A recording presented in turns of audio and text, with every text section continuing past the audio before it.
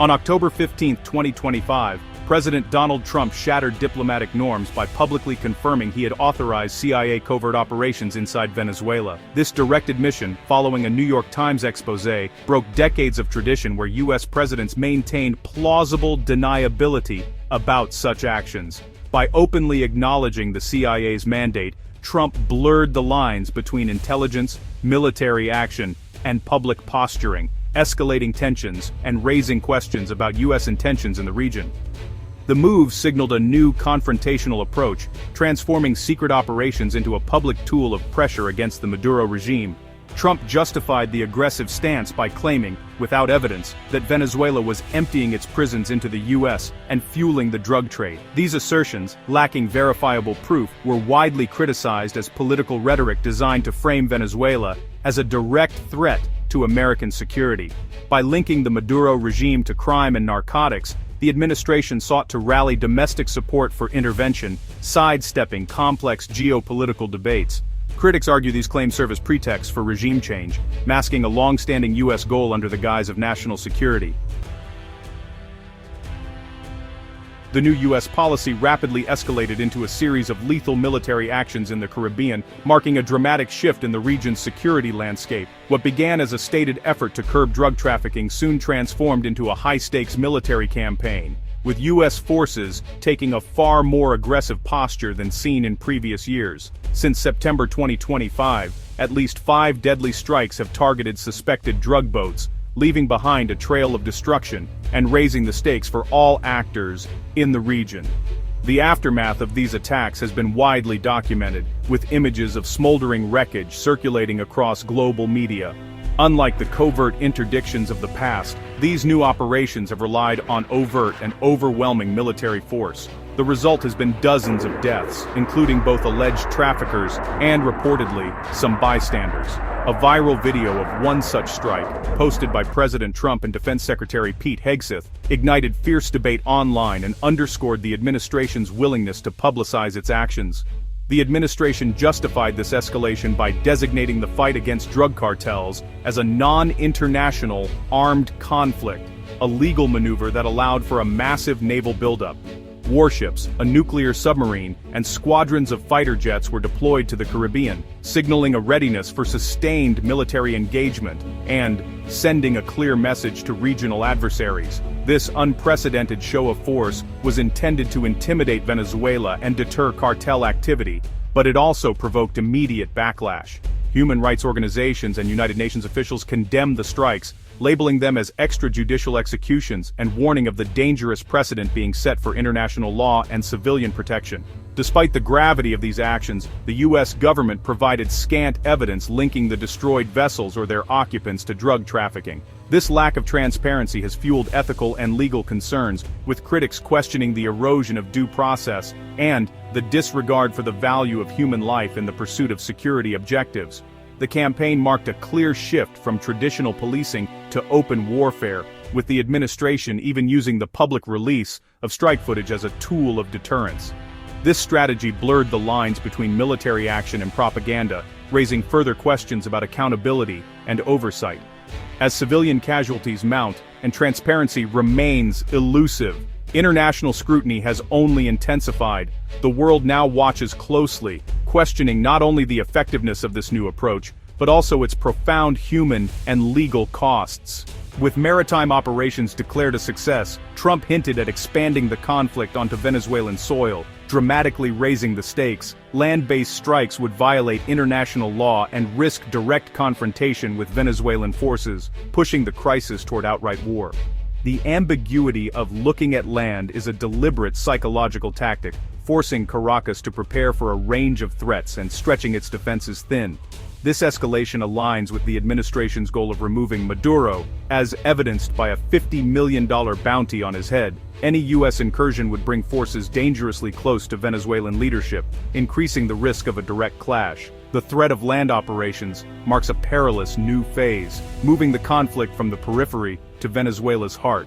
In response, President Maduro addressed the nation, calling for peace and framing Venezuela as a victim of U.S. aggression. He invoked failed U.S. interventions in Afghanistan and Iraq, warning that Venezuela would not be easily subdued. Maduro ordered military drills, involving both armed forces and civilian militias, signaling readiness to resist any invasion. On the diplomatic front, Venezuela condemned Trump's actions at the UN, seeking to rally international opposition and challenge the legality of U.S. moves.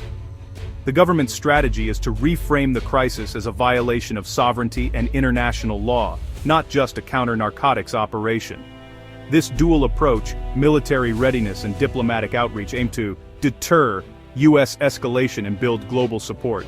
The international community, led by UN human rights experts, condemned the U.S. strikes as extrajudicial executions and questioned their legality. Critics argue that suspicion of drug trafficking does not justify summary killings, especially outside a declared war zone.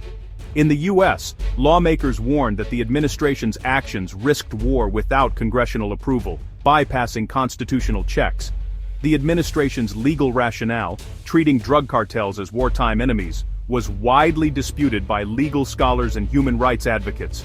Latin American nations, wary of U.S. intervention, voiced alarm at the destabilizing potential of unilateral military action. As Venezuela prepares to take its case to the UN Security Council, the U.S. faces growing isolation and legal scrutiny.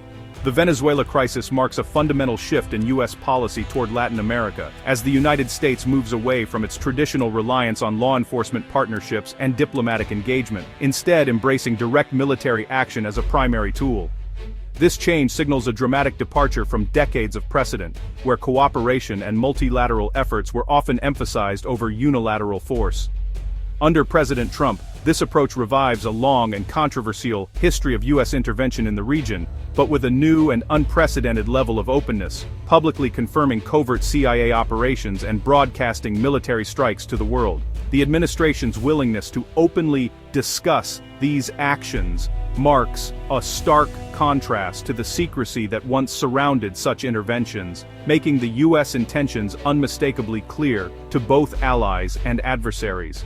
The administration's reclassification of drug cartels as wartime adversaries fundamentally alters the nature of the conflict, militarizing a problem that for years was treated primarily as a criminal justice and public health issue.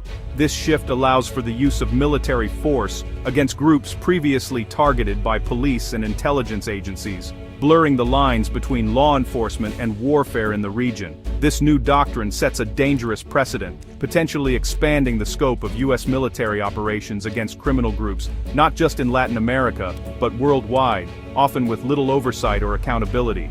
The risk is that such actions could be justified anywhere, eroding international norms and raising serious questions about the limits of American power. The explicit goal of these efforts is regime change in Venezuela, with counter-narcotics and immigration concerns serving as convenient justifications for a broader campaign.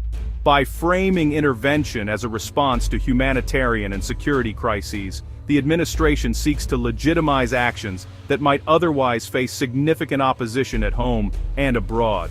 However, this aggressive doctrine risks destabilizing the entire region, alienating key allies, and igniting a humanitarian crisis that could spill across borders. The consequences for ordinary people, refugees, families, and communities are often overlooked in the rush to achieve strategic objectives. The return to interventionism is now marked by unpredictability and public belligerence, heightening the risk of miscalculation and unintended escalation. As the U.S. pursues its interests with increasing force, the future of Latin America and the stability of the hemisphere hangs in the balance. The U.S.-Venezuela standoff has pushed the region to the brink, with the risk of accidental escalation higher than ever. The tension is palpable, with both sides on high alert, ready to respond to any perceived threat. This precarious situation has created a tinderbox that could ignite with the slightest spark. A single misstep, whether a mistaken strike or border clash, could trigger a catastrophic war, unleashing a refugee crisis and deepening regional instability. The human cost would be immense, with countless lives disrupted and communities torn apart. The ripple effects would be felt far beyond the immediate conflict zone, affecting neighboring countries and potentially drawing in global powers. Venezuela's collapsing economy and the threat of conflict threaten to disrupt trade, investment, and security across Latin America. The economic turmoil has already led to widespread shortages of basic necessities, and the prospect of war only exacerbates these challenges. Investors are wary, and the region's economic stability hangs in the balance. Domestically, Trump's policy risks a constitutional showdown and could become a political liability if the justifications prove false. The administration faces intense scrutiny from both political opponents and the public, who question the motives and potential outcomes of this aggressive stance. The stakes are high, and the political fallout could be significant. The world watches as both sides mobilize, diplomatic channels fray, and the prospect of peaceful resolution fades. International leaders are calling for restraint and dialogue, but their pleas seem to fall on deaf ears. The situation grows more dire with each passing day, as the window for a peaceful solution narrows. The current trajectory is one of confrontation, with diplomacy sidelined in favor of coercion and force. Military preparations are in full swing and the likelihood of a peaceful resolution diminishes. The world holds its breath, hoping for a de-escalation that seems increasingly unlikely. The coming months will determine whether this crisis can be contained, or if it will spiral into a conflict with consequences that will haunt the Americas for decades. The decisions made now will shape the future of the region, and the world watches anxiously, hoping for a path to peace.